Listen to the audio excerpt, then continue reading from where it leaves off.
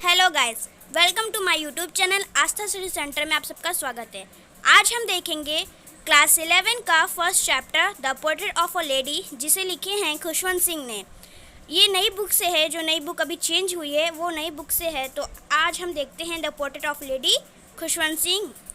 Okay, ये कहानी जो है ये ग्रैंड माँ मतलब एक दादी और एक पोते के ऊपर है।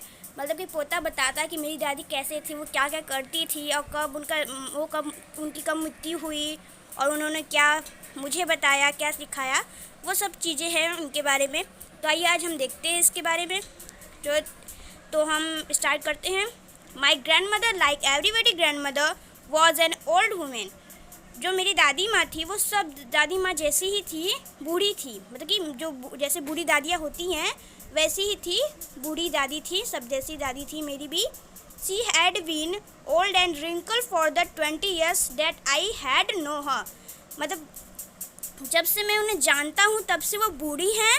मतलब 20 सालों से जब से मैं उन्हें जानता हूँ, 20 सालों से जब से मैंने उन्हें देखा है, तब से मैंने उन्हें जाना है, तब से वो बूढ़ी हैं। और उनके चेहरे पे बहुत ही झुर्रियाँ, रिंकल मतलब झुर्रियाँ होती हैं, तो उनके चेहरे पे और उनके शरीर पे बहुत ही झुर्रियाँ हैं।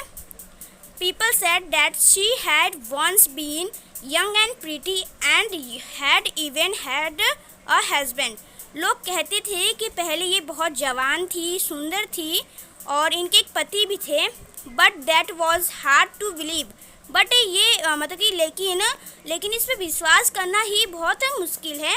माई grand mother portrait my grandfather portrait hung above the mental peace in the drawing room. तो जो मेरे दादाजी थे, जो मेरे दादाजी की जो तस्वीर थी वो टंगी हुई थी कहाँ पे? Mental peace. मेंटल पीस मतलब होता है अंगीठी, जो होता है फायर वाला, जो होता है जिसमें लकड़ियाँ रहती है, जलाया जाता है, तो उसे अंगीठी बोलते हैं। तो अंगीठी के ऊपर बैठका होता है, ड्राइंग रूम यानी बैठका। ड्राइंग रूम में मेरे दादाजी की तस्वीर अंगीठी के ऊपर लटकी हुई थी, टंगी हुई थी। He wore a big turban and loose fitting cloth. ये मतलब ये बहुत बड़ा टर्बन यानी होता है पगड़ी, ये बहुत बड़ा पगड़ी पहनते थे। एंड लूज फिटिंग क्लॉथ मतलब कि ढीला ढाला, एकदम लूज, एकदम ढीला ढाला कपड़ा ये पहना करते थे। His long white beard covered the west part of his chest. जो इनका एकदम लंबा सफ़ेद कलर का, एकदम सफ़ेद दाढ़ी हुआ करती, जो इनकी जो छाती को पूरा कवर किया रहती थी। इतना बहुत ज़्यादा लंबा होता था इनका जो दाढ़ी होता था, लंबा होता था और एकदम वाइट होता था, सफ़ेद होता था। और इनके पूरे जो होता है, पूरे उनके चेस्ट को यानी छाती को पूरा कवर किया होता था, ढका होता था इनका छाती दाढ़ी की वजह से, ठीक है। Best part of his chest and he looked at least 100 years old। और ये देखने में ऐसे लगते थे जैसे कि ये 100 साल के हों। ये देखने में ऐसे लगते थे कि ये 100 साल से हों, 100 साल के हैं। मतलब ही looked at least 100 years old। ये मतलब देखने में लगते थे ये 100 साल के तो होंगे ही होंगे। He did not look at the sort of person who would have a wife और children।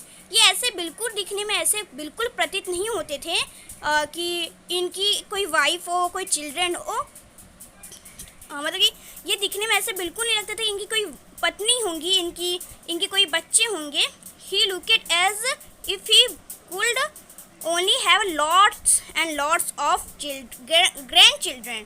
ओके, ही लुकेड मतलब ये देखने में ऐसे लगते थे इनके जैसे बहुत से पोते पोतियाँ हों। ये मतलब ये लाइन कह रहा है कि राइटर कह रहा है कि ये दिखने में ऐसे बिल्कुल नहीं लगते थे कि इनकी सिर्फ एक वाइफ एंड बच्चे हो, लेकिन ये दिखने में ऐसे लगते थे कि इनकी बहुत से बच्चे, बहुत से पोते पोतियाँ हों। As for my grand mother being young and pretty. और ये विश्वास करना भी बहुत गिरात्मक है। तो कोई लिखा है as for my grand mother being young and pretty the thought was almost revolting.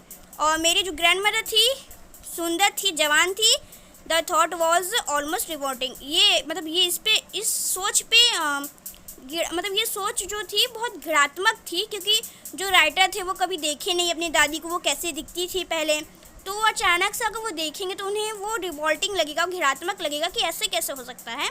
तो यही कह रहा है कि जो as for my grand mother being young and pretty the thought was almost revolting. जो मेरी ग्रैंड मदर थी वो यंग एंड प्रीटी थी, ये सोच ही बहुत घिरात्मक थी। She often told us of the game she use to play as a child. ये हमेशा बताया करती थी कि ये अपने बचपन में क्या क्या खेल खेला करती थी। That seemed quite absurd and undignified on her past।